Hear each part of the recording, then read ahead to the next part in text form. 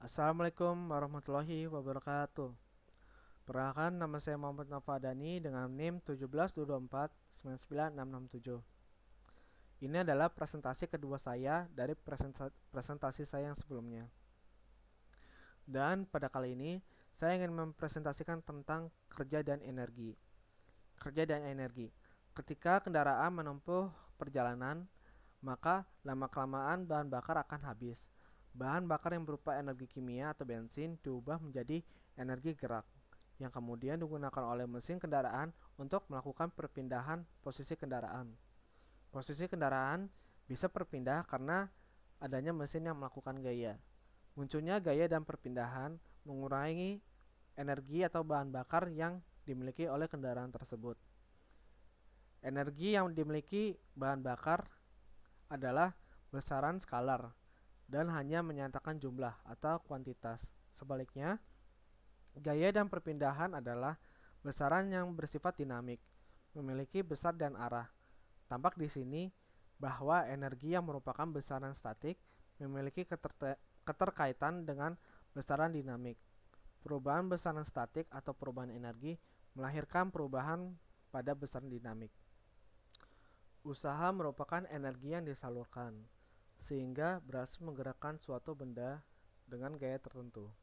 Secara sistematis, usaha bisa dinyatakan sebagai hasil perkalian skalar antara gaya dan perpindahan, sehingga dapat dirumuskan sebagai berikut.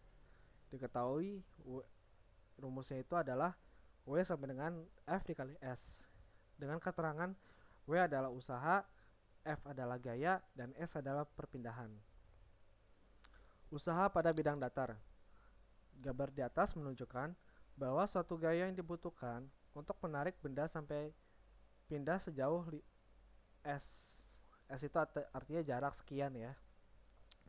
Jika gaya tersebut membentuk sudut theta pada perpindahan, perumusannya menjadi seperti berikut. W sama dengan F cos theta dalam kurung dikali S. Lalu sama dengan F kali S kali cos theta. Selanjutnya, usaha pada bidang miring. Ini berkaitan pada presentasi yang sebelumnya ya. Jika usaha yang dilakukan benda di atas pada bidang miring, berarti rumusnya sebagai berikut. W sama dengan M massa dikali gravitasi dikali sin theta dikali S, atau MGS sin theta. Kemudian pengertian energi. Energi adalah kemampuan untuk melakukan usaha. Lalu energi bersifat kekal. Artinya energi tidak musnah tetapi bisa berubah bentuk ke bentuk yang lain. Dari energi suatu ke energi lainnya. Adapun macam-macam energi adalah sebagai berikut. Yang pertama adalah energi kinetik. Energi kinetik adalah energi yang dimiliki oleh benda yang bergerak. Benda yang bergerak memiliki energi kinetik karena adanya percepatan, maksud saya kecepatan. Secara sistematis rumusnya adalah sebagai berikut. Jadi di sini rumusnya adalah EK sama dengan setengah kali mv kuadrat. EK itu adalah energi kinetik dan M adalah massa dan V adalah kecepatan. Kemudian energi potensial. Energi potensial adalah energi yang dimiliki benda karena ketinggiannya. Secara sistematis energi potensial dirumuskan sebagai berikut. EP sama dengan M dikali G dikali H, yang mana EP sendiri adalah artinya singkatan dari energi potensial dengan satuan joule, massa dengan satuan kilogram, gravitasi dengan satuan meter per second kuadrat, dan H adalah ketinggian benda. Kemudian energi potensial pegas. Energi potensial pegas adalah energi potensial saat pegas direnggangkan atau dimampatkan. Maksudnya kayak direnggangkan terus dimantul gitu ya, kayak gitu. Secara sistematis energi potensial pegas dirumuskan sebagai berikut. EP sama dengan setengah K. K itu adalah konstanta pegas dalam kurung dikali delta X atau perubahan panjang pegas, delta X kuadrat ya. Oke, selanjutnya energi mekanik. Energi mekanik sendiri adalah energi hasil penjumlahan antara energi potensial dan energi kinetik.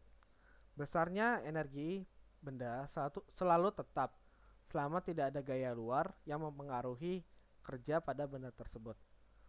Lalu rumusnya adalah energi mekanik sama dengan energi potensial ditambah dengan energi kinetik yang rumusnya tadi saya sampaikan di video sebelumnya, slide sebelumnya.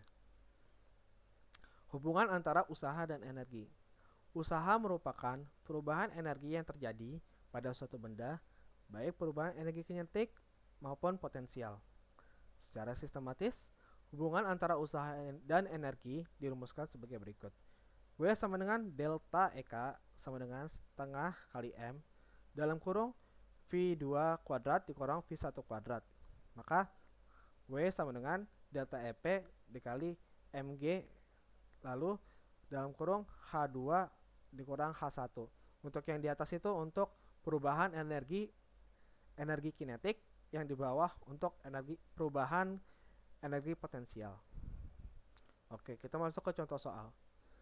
Sebuah benda meluncur di atas papan kasar sejauh 7 meter. Jika benda mendapatkan gesekan dengan papan sebesar 120 Newton, tentukan besar usaha yang dilakukan oleh gaya gesek tersebut. Diketahui Fg sama dengan 120 Newton dan perpindahannya 7 meter. Ditanya W itu usahanya. Karena gaya gesek itu berlawanan dengan perpindahan benda, maka usaha yang dilakukan bernilai negatif. Artinya karena 120 itu merupakan gaya geseknya, maka jadi 120 itu akan menjadi nilai negatif. Lalu rumusnya W sama dengan minus Fg dikali S, yaitu minus 120 dikali 7 sama dengan min 840 Joule. Jadi besarnya usaha gaya gesek tersebut adalah 840 Joule. Kenapa di sini hasilnya positif? Sebenarnya ini hasilnya negatif, tapi karena negatif ini hanya sebagai arahnya aja. Usahanya itu berarti negatif gitu, kayak mengurangi atau jadi arahnya ke sana gitu. Misalnya kita tujuannya geraknya ke sini karena gaya geseknya mengurangi, jadi benda tersebut arahnya jadi ke sana gitu. Contoh soal kedua. Benda yang bermasa 5 kg jatuh bebas dari ketinggian 2 meter di hamparan pasir. Jika benda masuk sedalam 2 cm ke dalam pasir sebelum berhenti, tentukan gaya gesek yang dilakukan pasir terhadap benda. Diketahui masanya 5 kg, tingginya 2 meter, dan jaraknya 2 cm. Diubah jadi 0,2 meter. Diubah satuan internasionalnya. Oke, permasalahannya kita bisa lihat gambar di sini. Di sini nih. Tingginya 2, nah ini sebelum jatuh ke pasir itu 0,02 meter. Sehingga ini merupakan perubahan energi potensial benda. Jadi rumusnya yang tadi kita bahas, jadi minus Wg. Kenapa minus? Karena dia itu gaya gesek ya, karena gaya gesek itu jadi mengurangi. Jadi sama dengan delta EP sama dengan EP2 energi potensial saat jatuh dikurangi energi potensial sebelum jatuh. Kemudian kita masukkan di sini energi potensial pertama 5 dikali 10 dikali 2 dibagi 0,02 sama dengan 5000 Newton. Jadi gaya gesek yang dia lakukan pasir terhadap benda adalah 5000 Newton. Oke, sekian dari saya. Terima kasih untuk Pak Jawahir karena telah membimbing saya dalam riset study ini. Kurang lebihnya mohon maaf. Assalamualaikum warahmatullahi wabarakatuh. Terima kasih Pak Jawahir.